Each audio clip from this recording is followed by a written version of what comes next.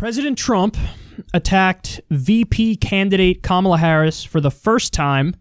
Let's see what argument he went with.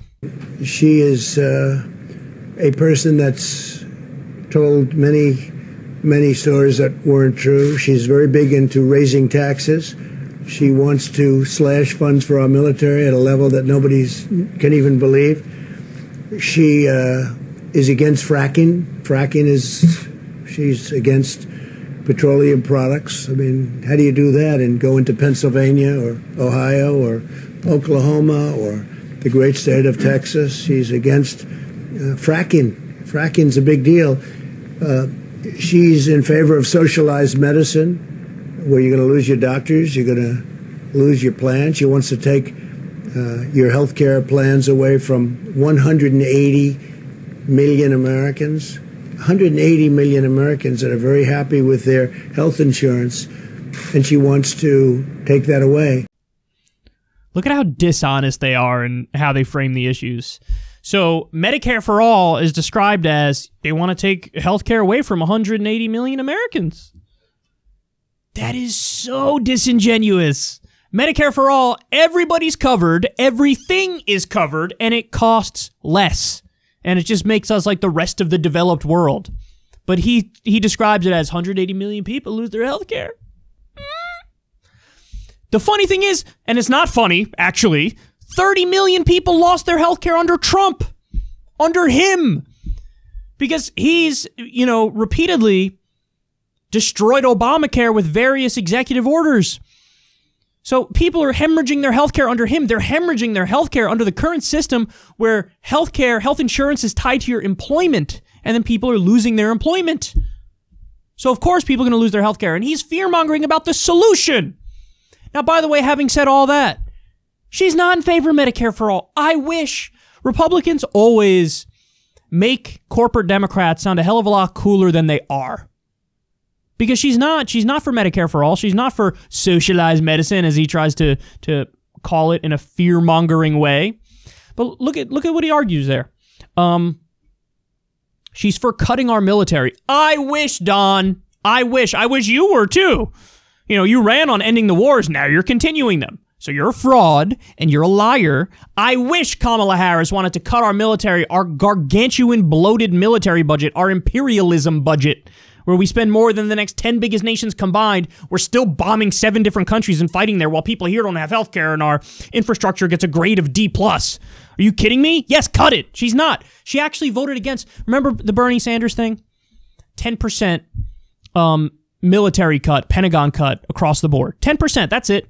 Not even that much. 10% is nothing. We need to cut it at least 40% if we're going to have a serious conversation.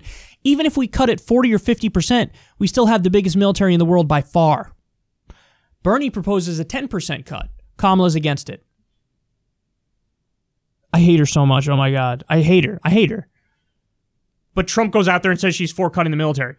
I love his argument of she's for high taxes. They say this about every Democrat. Like, they're for high taxes. What taxes? Which taxes? Let's have a conversation about that. So when it comes to, they did this with Biden, when it comes to corporate taxes, and they actually hit him because he wants to raise corporate taxes a little bit. The corporate tax rate was 35%, the nominal rate. Trump came in there and cut it to 21%, and Biden says, I'd like to make it 28%. He doesn't even want to go back to the original 35%. Classic neoliberal corporate Democrat move. And they attack him over it. They're attacking him in one of the few areas where he's just better than any Republican. Like, yeah, raise the corporate taxes a little bit. Oh my God, for higher taxes. And I don't think she wouldn't do anything with taxes. Maybe she would be more like Bill Clinton or Barack Obama or Joe Biden and ever so slightly raise the top marginal rate. But these Democrats are not in favor of stuff like this. They're really not. They're status quo enthusiasts. Trump hits her by saying she's against fracking. Again, I wish, but she's not.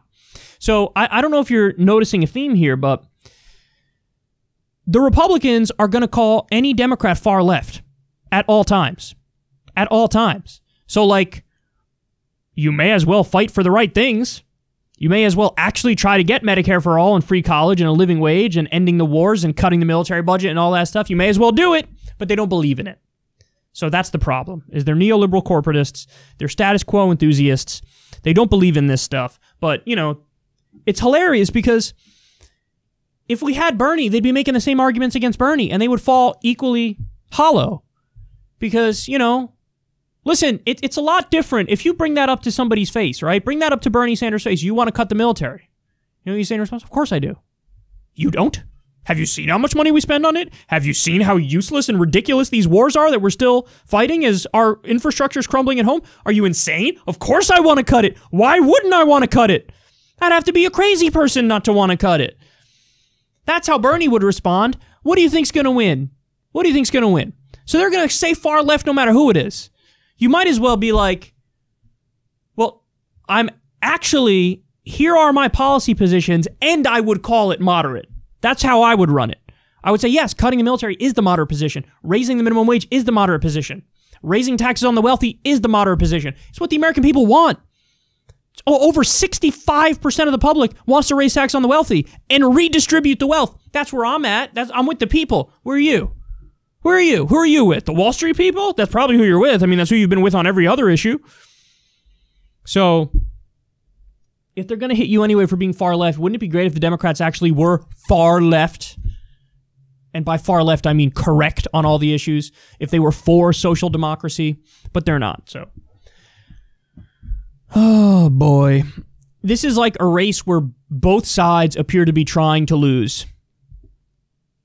Trump is doing the dumbest strategy I've ever seen, way worse than his 2016 strategy. Also, the material conditions for people on the ground in this country are miserable, so that's going to hurt him as well. But also, Biden's trying to do everything he can to lose.